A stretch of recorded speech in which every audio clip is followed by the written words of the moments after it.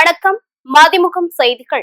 இன்றைய முக்கிய நிகழ்வுகளை பார்ப்பதற்கு முன்பாக தலைப்புச் செய்திகளை பார்க்கலாம். 300 புதிய பேருந்துகளின் சேவையை தொடங்கி வைத்தார் முதலமைச்சர் விஜய். பேருந்தில் முன் இருக்கையில் ஜன்னலோரம் அமர்ந்து பயணம். வெனிசுலாவில் அடுத்தடுத்து ஏற்பட்ட நிலநடுக்க பாதிப்பால் பல்லாயிரக்கணக்கானோர் உயிரிழப்பு. பிரதமர் மோடி இரங்கல். முதலமைச்சர் விஜயின் பேச்சில் கருத்தும் இருக்கிறது, காரமும் இருக்கிறது. மதிமுக பொதுச் செயலாளர் வைகோ புகழாரம். தமிழ்நாடு மின் வாரியத்தின் தற்போதைய கடன் 2,47,130 கோடியாக உள்ளது. அமைச்சர் நிர்மல்குமார் தகவல். தமிழகத்தில் ஜூன் 28ஆம் தேதி 14 மாவட்டங்களில் கனமழை பெய்ய வாய்ப்பு. சென்னை வானிலை ஆய்வு மையம் தகவல். தமிழ்நாடு அரசு போக்குவரத்து கழகங்கள் சார்பில் 300 புதிய பேருந்துகளின் சேவையை முதலமைச்சர் விஜய் தொடங்கி வைத்தார். தமிழ்நாடு அரசு போக்குவரத்து கழகம் சார்பில் இயக்கப்படும் பேருந்துகள் நாட்டிலேயே சிறந்த கட்டமைப்பை கொண்டதாக இருக்கிறது. அதை மேலும் மேம்படுத்தும் வகையில் மாநில அரசு சார்பில் புதிய பேருந்துகள் தொடர்ச்சியாக வாங்கப்பட்டு வருகிறது. தமிழ்நாட்டில் மொத்தம் 8 போக்குவரத்து கழகங்கள் உள்ளன. இந்த போக்குவரத்து கழகங்களுக்கு புதிதாக வழங்கப்பட்ட 300 பேருந்துகளின் தொடக்க விழா இன்று நடைபெற்றது. அதன்படி போக்குவரத்து துறை சார்பில் பல்வேறு போக்குவரத்து கழகங்களுக்கு வழங்கப்பட்ட இந்த 300 புதிய பேருந்துகள் சேவையை முதலமைச்சர் விஜய் தொடங்கி வைத்தார். 127.21 கோடி ரூபாய் மதிப்பில் வாங்கப்பட்ட 300 புதிய பேருந்துகள் பொதுமக்களின் பயன்பாட்டிற்காக அர்ப்பணிக்கப்பட்டுள்ளன. இதில் 164 டீசல் பேருந்துகள், 136 சிஎன்ஜி பேருந்துகள் சேவை தொடங்கப்பட்டுள்ளது. இந்த தொடக்க விழாவை அடுத்து திருவல்லிக்கேணியில் இருந்து பெரம்பூர் செல்லும் 29A என்ற மாநகர பேருந்தில் முதலமைச்சர் விஜய் பயணம் மேற்கொண்டார். தலைமைச் செயலகத்தில் இருந்து கலங்கரை விளக்கம் வரை பயணம் செய்த முதலமைச்சர் விஜய் ஓட்டுநர் மற்றும் நடத்துனருக்கு தனது வாழ்த்துக்களை தெரிவித்தார். வெனிசுலாவில் அடுத்தடுத்து ஏற்பட்ட நிலநடுக்கம் பாதிப்பால் 10,000க்கும் மேற்பட்டோர் உயிரிழந்திருக்கலாம் என அஞ்சப்படும் நிலையில் பிரதமர் மோடி இரங்கல் தெரிவித்துள்ளார். வெனிசுலாவில் அடுத்தடுத்து 2 சக்தி வாய்ந்த நிலநடுக்கங்கள் ஏற்பட்டு மக்களை உலுக்கி போட்டுள்ளன. முதலில் ரிக்டர் அளவுகோலில் 7.1 அளவிலான நிலநடுக்கமும் பின்னர் 7.5 அளவிலான நிலநடுக்கமும் ஏற்பட்டன. முதல் நிலநடுக்கம் மொரான் நகரில் இருந்து மேற்கு பகுதியிலும் காரகாஸ் நகரில் இருந்து 168 கிலோமீட்டர் தொலைவிலும் ஏற்பட்டது. இரண்டாவது நிலநடுக்கம் மொரோன் நகரில் இருந்து 16 கிலோமீட்டர் தொலைவில் ஏற்பட்டது. இது தொடர்பாக அமெரிக்க புவியியல் ஆய்வு மையம் வெளியிட்ட செய்தியில், தலைநகர் காராகாஸ் நகரில் இந்நிலநடுக்கம் ஏற்பட்டதில் பல்வேறு பகுதிகளில் இருந்த கட்டிடங்கள் குலுங்கியதாகவும் 1 நூற்றடியில் இல்லாத அளவுக்கு சக்தி வாய்ந்த நிலநடுக்கங்கள் ஏற்பட்டதாகவும் தெரிவிக்கப்பட்டுள்ளது. இந்த 2 நிலநடுக்கங்களும் முறையே 22 கிலோமீட்டர் மற்றும் 10 கிலோமீட்டர் ஆழத்தில் மையம் கொண்டிருந்தன. இந்த நிலநடுக்கத்தால் 1000 முதல் 10,000 பேர் பலியாகி இருக்கக்கூடும் என அஞ்சப்படுகிறது. எனினும் இந்த எண்ணிக்கை இன்னும் உயரக்கூடும் என்று அதிர்ச்சி தகவல் தெரிவிக்கின்றது. வெனிசுலா நிலநடுக்க பாதிப்பிற்கு இந்திய பிரதமர் மோடி இரங்கல் தெரிவித்துள்ளார். இது தொடர்பாக அவர் வெளியிட்டுள்ள எக்ஸ் பதிவில், வெனிசுலாவில் ஏற்பட்ட கடுமையான நிலநடுக்கங்களால் ஏற்பட்டுள்ள பேரழிவை கண்டு ஆழ்ந்த துயரம் அடைந்ததாக குறிப்பிட்டுள்ளார்.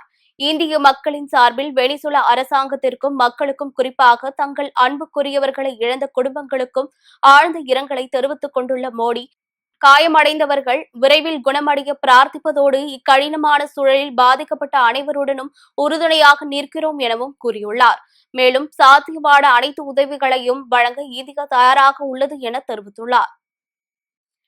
முதலமைச்சர் விஜயின் பேச்சில் கருத்தும் இருக்கிறது, காரமும் இருக்கிறது. இன்னும் 6 மாதங்களில் முழுமையாக ஆயத்தமாகி விடுவார் என மதிமுக பொதுச் செயலாளர் வைகோ தெரிவித்துள்ளார். விருதுநகர் மாவட்டம் அருப்புக்கோட்டை காவிரி மகால் திருமண மண்டபத்தில் மறுமலர்ச்சி திராவிட முன்னேற்றக் கழகம் மாவட்ட மாணவர் அணி செயலாளர் திருமண விழாவில் மதிமுக பொதுச் செயலாளர் வைகோ கலந்து கொண்டு திருமணத்தை நடத்தி வைத்தார். பின்னர் செய்தியாளர்களை சந்தித்த வைகோ, மறுமலர்ச்சி திராவிட முன்னேற்றக் கழகத்தின் உயர்நிலை கூட்டத்தில் தற்போதைய அரசியல் சூழ்நிலை குறித்து விரிவாக ஆலோசித்து அதன் முடிவுகள் பொதுக்குழுவில் முன்வைக்கப்படும் என தெரிவித்தார். தமிழக வெற்றிக் கழகம் மற்றும் திமுக இடையிலான அரசியல் சூழல் குறித்து கேட்கப்பட்ட கேள்விக்கு பதிலளித்த அவர், முதலமைச்சர் விஜய் சிறப்பாக செயல்பட்டு வருவதாகவும் அவரது பேச்சில் கருத்தும் காரமும் இருப்பதாகவும் கூறினார். மேலும் இன்னும் 6 மாதங்களில் அவர் முழுமையாக அரசியல் ரீதியாக ஆயத்தமாகி விடுவார் என்று நம்பிக்கை தனக்கு இருப்பதாகவும் தெரிவித்தார். விஜய் சிறப்பாக செயல்படுகிறார். அவர் பேச்சில் கருத்தும் இருக்கிறது, காரமும் இருக்கிறது. இன்னொரு 6 மாத காலத்துக்குள் தன்னை முழுமையாக ஆயத்தப்படுத்திக் கொள்வார். He will equip himself. I do hope. நான் அதை நம்புகிறேன். ஐயா, சட்டப்பேரவையில் பார்ட்டி ஃபண்டு வாங்கி போன ஆட்சியில கலெக்ஷன் பண்ணியிருக்காங்க, ஊழல் பண்ணியிருக்காங்க அப்படின்னு சொல்லியிருக்காங்க. இந்த கருத்தை நீங்க எப்படி பாக்குறீங்க? எதுவும் சொல்ல விரும்பவில்லை. வரப்போற தேர்தலில் நீங்க தொடர்ந்து திமுகவோட பயணமா இல்ல டிவிகோட பயணமா? 27ஆம் தேதி பிற்பகல் 4 மணி அளவில் உங்கள் எல்லோருக்கும் தெரிவிக்கப்படும். நீங்க கடைசி கேளுங்க, இந்த மாவட்டத்தினுடைய பொறுப்பு அமைச்சருக்கு எனக்கு எதிர்கட்சி மூலமா மிரட்டல்கள் வருகிறது அப்படின்னு சொல்லி அமைச்சர் சொல்லியிருக்காங்க, ஜெகதீஸ்வரி. அதை நீங்க எப்படி பாக்குறீங்க? ஒரு அமைச்சரே அதுவும் ஆளுங்கட்சி அமைச்சர் எனக்கு மிரட்டல் வருகிறது அப்படின்னு சொல்லியிருக்காங்க. அதை பற்றி எனக்கு எதுவும் தெரியாது. பாதிக்கப்பட்டவர் அப்படி நினைத்தால் அவர் உரிய முறையில் அதற்குரிய நடவடிக்கை எடுக்கலாம்.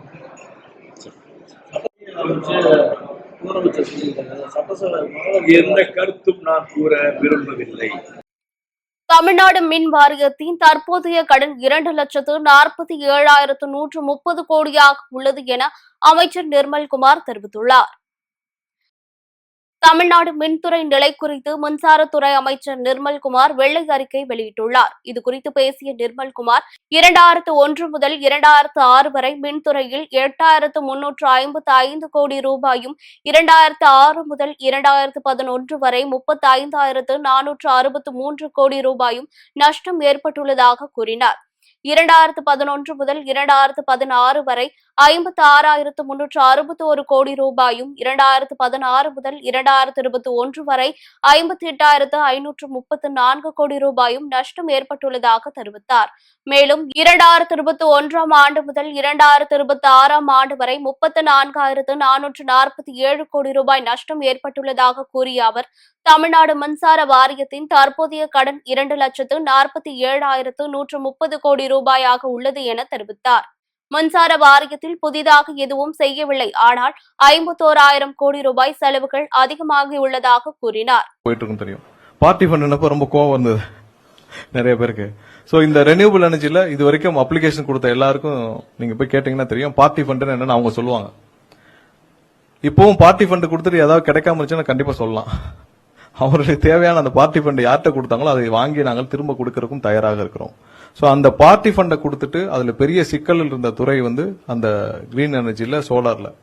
சோ அதுல ஒரு மெகாவாட்டுக்கு இதுவரை ஒரு பெரிய அளவுல 20-25 லட்சம் ரூபாய் வாங்கிட்டு தான் இது வரைக்கும் அப்ளிகேஷன் உள்ள போயிருக்கு. அப்புறம் கமிஷனிங், அந்த இடம் உங்களுக்கு ஏறது வர்றது எல்லாமே சேர்த்து தான் அந்த கிரீன் எனர்ஜில போயிட்டு இருந்துச்சு.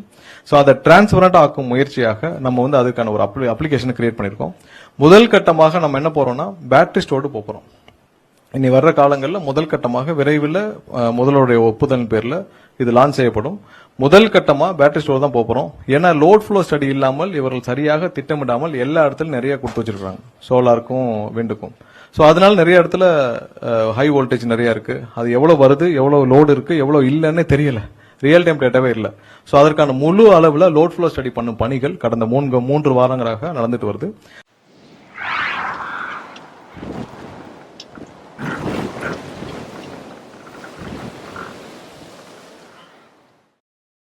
தமிழகத்தில் ஜூன் 28ஆம் தேதி திருவள்ளூர், காஞ்சிபுரம் உள்ளிட்ட 14 மாவட்டங்களில் கனமழை பெய்ய வாய்ப்புள்ளதாக சென்னை வானிலை ஆய்வு மையம் தெரிவித்துள்ளது.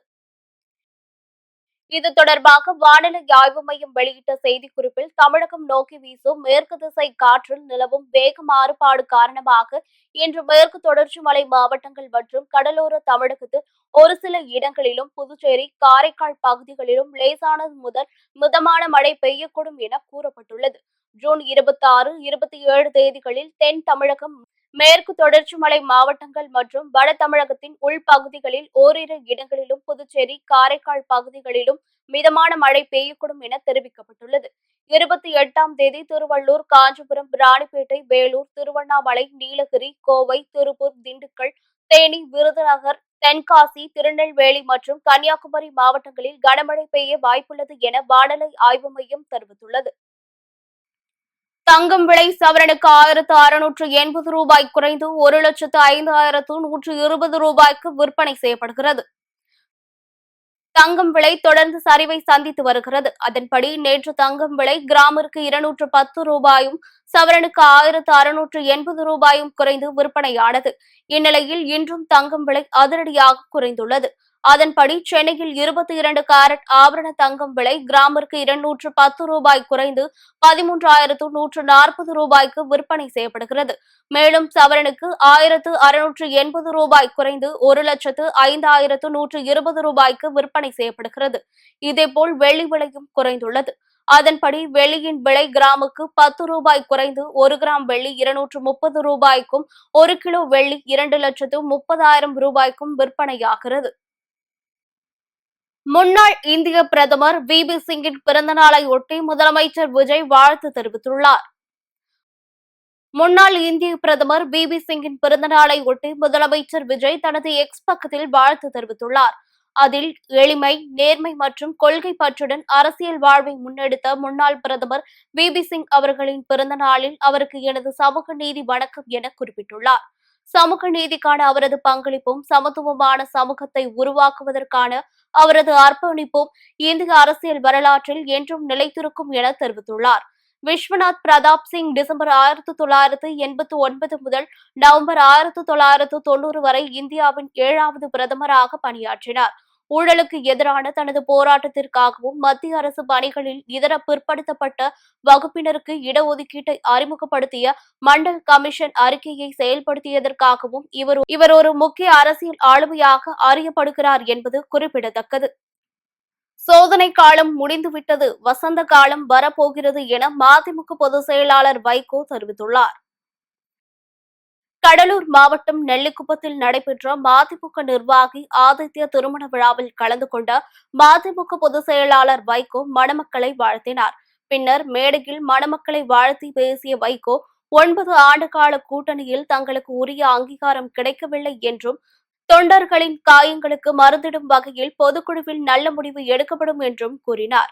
மேலும் தன்மானத்தையும் சுயமரியாதையையும் காக்கும் வகையில் முக்கிய முடிவுகள் எடுக்கப்படும் என தெரிவித்த அவர், நமது கட்சிக்கான சோதனை காலம் முடிந்துவிட்டது, பனிக்காலம் முடிந்து வசந்த காலம் வரப்போகிறது என கூறினார். ஆகவே எங்கள் வாழ்க்கையின் ஏற்றில் எந்த பக்கத்தை புரட்டினாலும் அங்கே தியாகத்தின் வெளிச்சம் தெரியும், உண்மையின் வெளிச்சம் தெரியும், வைராக்கியத்தின் வெளிச்சம் தெரியும். தமிழர் நலன்காக்க, ஈழத் தமிழகம் மலர, தமிழ்நாட்டு மக்களுக்கு ஏற்பட்ட சோதனைகள் நீங்க, தமிழகத்தின் வாழ்வாதாரங்களை, நதியாதாரங்களை காப்பாற்ற நாம் நம்முடைய கடமையை செய்து பாடுபட்டு வந்திருக்கிறோம். அந்த கடமையை தொடர்வதற்கு என்றைக்கு நீங்கள் சித்தமாக இருக்கும். நான் ஏன் இந்த ஒலிபெருக்கை வைத்து பேசுகிறேன் தெரியுமா? இது ஒளிநாடாவிலே பதிவு செய்யப்படுகிறது. இந்த ஒளிநாடாவை ஆதித்யாவும் ரமாவும் ஓய்வாக இருக்கிற வேளையில் போட்டு பார்ப்பார். நான் 2 நிமிடத்திலே போய்விட்டால் என்று நினைப்பார்கள். அவ்வளவு சிரமப்பட்டு நெல்லிக்குப்பம் பூராவும் கொடி கட்டி எழுதிய உதவி செயலாளர் ஒரு 15 நிமிடம் இருக்கக்கூடாது, அந்த வேகத்தில் போய்விட்டார் என்று நினைக்கக்கூடாது. இந்த வாழ்க்கையை அவர்கள் பொறுமையாக கேட்பார்கள். இதை ஒளிநாடாவிலே இருந்து வீட்டிலே ஒரு 10 நாள் கழித்து 15 நாள் கழித்து அல்லது தேர்தலும் காலம் முடிந்து போட்டு பார்க்கிற போது நான் பேசுகிறதெல்லாம் உங்களுக்கு மெய்சிருக்க ஒருவருக்கு ஒருவர் ஆதரவாக இருக்கும். உன் நெஞ்சில் நீர் வழிந்தால் என் நெஞ்சில் உதிரம் கொண்டு தடியில் பாரதி சொன்னதை போல ஒருவர் கண்கலக்காக மற்றவர் பார்த்துக் கொள்வது. பெற்றோர்கள் வாழ்ந்தால் இப்படியெல்லாம் அவர்கள் வாழ வேண்டும் என்ற வகையில் நீங்கள் கருத்தொழித்து உங்களுடைய இனிய இல்லற வாழ்வை நடத்த வேண்டும். நல்ல உடல் நலத்தோடு தேக ஆரோக்கியத்தோடு 100 ஆண்டு கடந்து 11 பிறைகள் வாழ்வாங்கு வாழ இயற்கை அன்னையினுடைய அருளை யாசிக்கிறேன். தந்தை பெரியாரின் புகழ் வாழ்க, பேரறிஞர் அண்ணாவின் புகழ் வாழ்க, திராவிட இயக்கம் வெல்க, உலகிலேயே தனக்கு நிகரில்லாத போர்க்களத்து நாயகன் என்ற புகழுக்குரிய பிரபாகரன் புகழ் வாழ்க என கூறி இந்த அருமையான சந்தர்ப்பத்திற்கு எனக்கு வாய்ப்பளித்த உங்களுக்கும் அமைதி காத்து அமர்ந்திருந்த உங்கள் அனைவருக்கும் என்னுடைய திருப்பரங்குன்றம் சுப்பிரமணிய சுவாமி கோவிலில் பக்தர்கள் செலுத்திய உண்டியல் காணிக்கையாக 93,19,240 ரூபாய் கிடைக்கப்பெற்றது. திருப்பரங்குன்றம் அருள்மிகு சுப்பிரமணிய சுவாமி கோவிலில் பக்தர்கள் செலுத்திய உண்டியல் காணிக்கைகளை எண்ணும் பணி கோவில் துணை ஆணையர் ஞானசேகரன் முன்னிலையில் நடைபெற்றது. இதில் கோவில் ஊழியர்கள், வேத பாடசாலை மாணவர்கள், ஐயப்ப சேவா சங்கத்தினர் மற்றும் வங்கி ஊழியர்கள் பங்கேற்றனர். காணிக்கை எண்ணிக்கையின் முடிவில் பக்தர்கள் செலுத்திய 93,19,243 ரூபாய் ரொக்கம், 234 கிராம் தங்கம் மற்றும் 4 கிலோ 234 கிராம் வெள்ளிப் பொருட்கள் கிடைத்துள்ளதாக கோவில் நிர்வாகம் தெரிவித்துள்ளது. அரியலூரில் போதைப் பொருள் இல்லாத தமிழகத்தை உருவாக்கும் வகையில் நடைபெற்ற விழிப்புணர்வு பேரணியில் 1000க்கும் மேற்பட்ட மாணவர்கள் பங்கேற்றனர். அரியலூர் மாவட்ட காவல்துறை மற்றும் குழந்தைகள் பாதுகாப்பு அலகு சார்பில் போதைப் பொருள் தடுப்பு சாலை விதிகளை பின்பற்றுதல் மற்றும் குழந்தைகள் பாதுகாப்பு குறித்து பொதுமக்களிடம் விழிப்புணர்வு ஏற்படுத்தும் வகையில் பேரணி நடைபெற்றது. அரியலூர் பேருந்து நிலையம் அருகே தொடங்கிய இந்த பேரணியை மாவட்ட காவல் கண்காணிப்பாளர் செல்வகுமார் தொடங்கி வைத்தார். இதில் ஏராளமான பள்ளி மற்றும் கல்லூரி மாணவர்கள் கலந்து கொண்டு போதைப் பொருள் இல்லாத இந்தியாவை உருவாக்குவோம், போதைப் பொருள் நாட்டுக்கு வீட்டுக்கும் கேடு உள்ளிட்ட விழிப்புணர்வு வாசகங்கள் அடங்கிய பதாகைகளை ஏந்தியவாறு முழக்கங்கள் எழுப்பினர். இப்பேரணியாவது நகரின் முக்கிய வீதிகள் வழியாக சென்று ஒற்றுமை திடலில் நிறைவடைந்தது. திருப்பரங்குன்றம் அருள்மிகு சுப்பிரமணிய சுவாமி திருக்கோவிலில் 5ஆம் நாள் ஆணி ஊஞ்சல் திருவிழா சிறப்பாக நடைபெற்றது.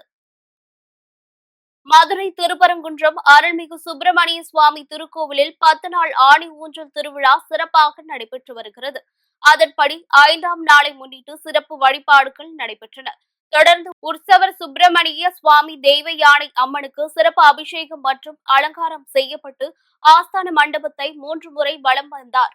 பின்னர் அலங்கரிக்கப்பட்ட ஊஞ்சலில் சுவாமி எழுந்தருளி பக்தர்களுக்கு காட்சியளித்தார். இந்நிலையில் வரும் 29ஆம் தேதி முக்கடி பூஜை நடைபெறவுள்ளது. மாலை சிம்மாசன வாகனத்தில் சுவாமி வீதி உலாவும் நடைபெறவுள்ளது.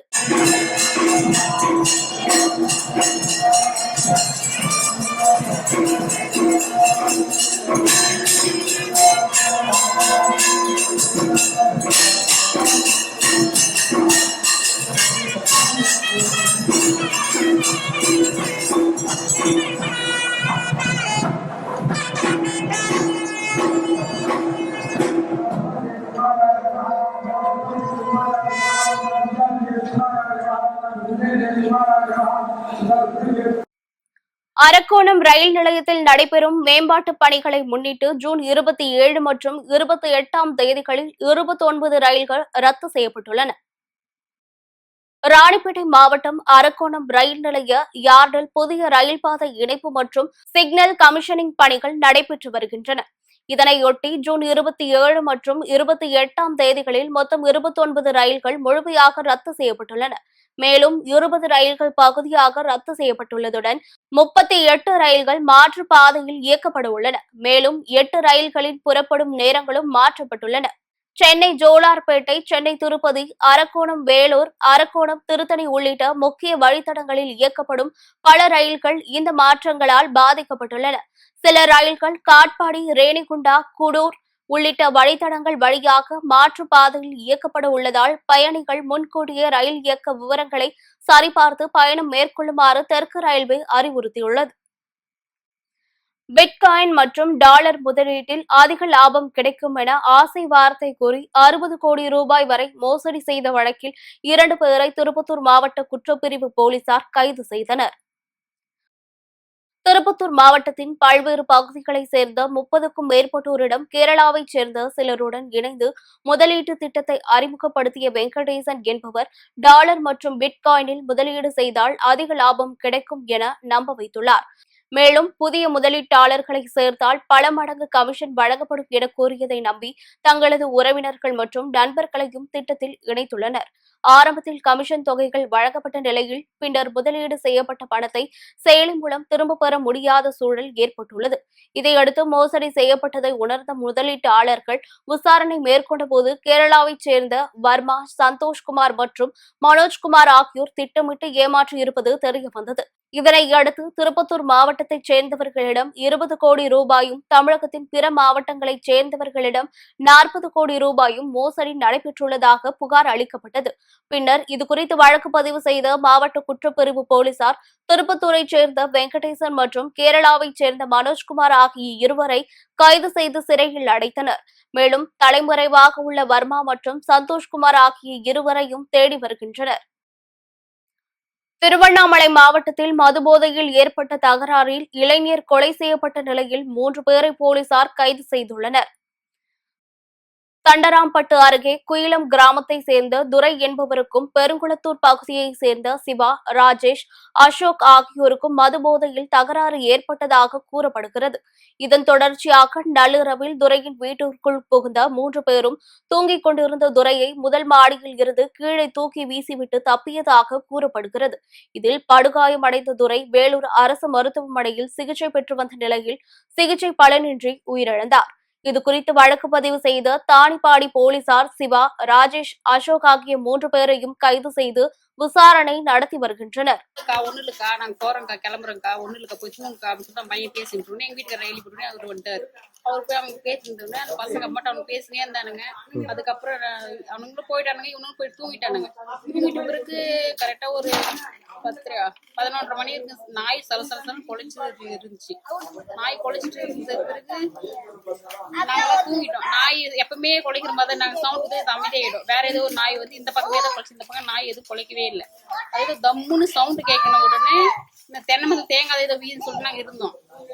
தேங்காய்ன்னு சொல்லி நினைச்சிட்டு இருக்க பிறகு அப்புறம் ஒரு 20 நிமிஷம் கழிச்சு பிறகு மறுபடியும் எங்க நாய் கொலைச்சிச்சு.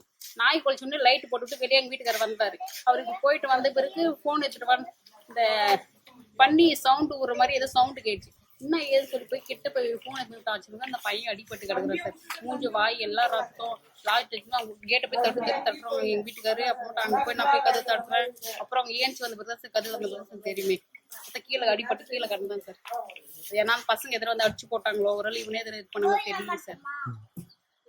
கரெக்டா ஒரு 1:30 மணி சார் நாங்க பார்த்தது. முன்னாள் பொதுப்பணித்துறை அமைச்சர் ஏவவேலுவின் வீடு, கல்வி நிறுவனங்கள் உள்ளிட்ட 18 இடங்களில் லஞ்ச ஒழிப்புத்துறை மற்றும் வருமான வரித்துறை அதிகாரிகள் அதிரடி சோதனை மேற்கொண்டுள்ளனர்.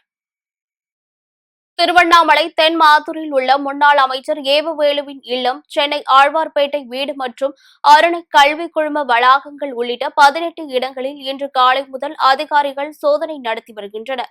சுமார் 35 அதிகாரிகள் அடங்கிய குழுக்கள் இந்த சோதனையில் ஈடுபட்டுள்ளதாக தகவல்கள் வெளியாகியுள்ளது. அமைச்சர் பதவியில் இருந்த காலத்தில் நடைபெற்றதாக கூறப்படும் முறைகேடுகள் தொடர்பாக விசாரணை நடைபெறுவதாக கூறப்படுகிறது. சோதனை காரணமாக கல்வி நிறுவன வளாகங்களில் பாதுகாப்பு பலப்படுத்தப்பட்டுள்ள நிலையில் மாணவர்கள் மட்டும் காவல்துறை கண்காணிப்புடன் அனுமதிக்கப்பட்டு வருகின்றனர். திருவாரூர் வருகை தந்த திமுக தலைவர் மு.க. ஸ்டாலினுக்கு வான வேடிக்கைகள், செண்டை மேளம் முழங்க ஆயிரக்கணக்கானோர் உற்சாக வரவேற்பு அளித்தனர். திருவாரூர் அருகே காட்டூரில் முன்னாள் அமைச்சர் மதிவாணன் இல்ல திருமண விழாவில் நடைபெற்றது. இதில் பங்கேற்க வருகை தந்த திமுக தலைவர் மு.க. ஸ்டாலினுக்கு மாவட்ட திமுக செயலாளரும் சட்டமன்ற உறுப்பினருமான பூண்டி கலைவாணன் தலைமையில் கட்சி நிர்வாகிகள் மற்றும் தொண்டர்கள் உற்சாக வரவேற்பு அளித்தனர். அப்போது வான வேடிக்கைகள், செண்டை மேளம் முழங்க 1000க்கும் மேற்பட்டோர் கலந்து கொண்டு உற்சாகமாக வரவேற்றனர். இந்த நிகழ்ச்சியில் முன்னாள் அமைச்சர் TRB ராஜா, முன்னாள் அமைச்சர் மதிவாணன் உள்ளிட்ட பலரும் கலந்து கொண்டனர். இந்தியா நோக்கி வந்த 30 கப்பல்கள் ஹார்முஸ் ஜலசந்தியை பாதுகாப்பாக கடந்துள்ளதாக தகவல் வெளியாகியுள்ளது. எண்ணெய் மற்றும் எரிவாயு ஏற்றுமதிக்கு முக்கியமான ஹார்முஸ் ஜலசந்தி ஈரான், அமெரிக்கா இடையேயான புரிந்துணர்வை தொடர்ந்து மீண்டும் திறக்கப்பட்டதால் கப்பல் போக்குவரத்து இயல்பு நிலைக்கு திரும்பியுள்ளது. போர் பதற்றம் காரணமாக பாரசீக வளைகுடா பகுதியில் சிக்கியிருந்த கப்பல்கள் தற்போது அனுமதியுடன் வெளியேறி வருகின்றன. இந்தியாவிற்கு வரவிருந்த 30 கப்பல்கள் பாதுகாப்பாக ஜலசந்தியை கடந்துள்ளதுடன் மேலும் 26 கப்பல்கள் பயண அனுமதிக்காக காத்திருக்கின்றன. அந்த கப்பல்களில் எரிபொருள், உரங்கள் மற்றும் அத்தியாவசிய பொருட்கள் ஏற்றப்பட்டுள்ளதாக தெரிவிக்கப்பட்டுள்ளது. மேலும் அபுதாபியில் இருந்து இயற்கை எரிவாயு ஏற்றிச் சென்ற 2 டேங்கர் கப்பல்கள் ஏற்கனவே எண்ணூர் மற்றும் கொச்சி துறைமுகங்களை கடந்துள்ளன. ஹார்முஸ் ஜலசந்தி வழியாக போக்குவரத்து தொடர்ந்து சீராக நீடித்தால் எரிபொருள் விலை குறையுமா என்ற எதிர்பார்ப்பு பொதுமக்களிடையே எழுந்துள்ளது. மீண்டும் தலைப்புச் செய்திகள். 300 புதிய பேருந்துகளின் சேவையை தொடங்கி வைத்தார் முதலமைச்சர் விஜய். பேருந்தில் முன் இருக்கையில் ஜன்னலோரம் அமர்ந்து பயணம். வெனிசுலாவில் அடுத்தடுத்து ஏற்பட்ட நிலநடுக்க பாதிப்பால் பல்லாயிரக்கணக்கானோர் உயிரிழப்பு. பிரதமர் மோடி இரங்கல். முதலமைச்சர் விஜயின் பேச்சில் கருத்தும் இருக்கிறது, காரமும் இருக்கிறது. மதிமுக பொதுச் செயலாளர் வைகோ புகழாரம். தமிழ்நாடு மின் வாரியத்தின் தற்போதைய கடன் 2,47,130 கோடியாக உள்ளது. அமைச்சர் நிர்மல்குமார் தகவல். தமிழகத்தில் ஜூன் 28ஆம் தேதி 14 மாவட்டங்களில் கனமழை பெய்ய வாய்ப்பு. சென்னை வானிலை ஆய்வு மையம் தகவல். இத்துடன் செய்திகள் நிறைவடைந்தன. மீண்டும் செய்திகள் இரவு 8 மணிக்கு. மேலும் செய்திகளை தெரிந்து கொள்ள மதிமுக பிரைம் யூடியூப் தளத்தில் இணைந்திருங்கள்.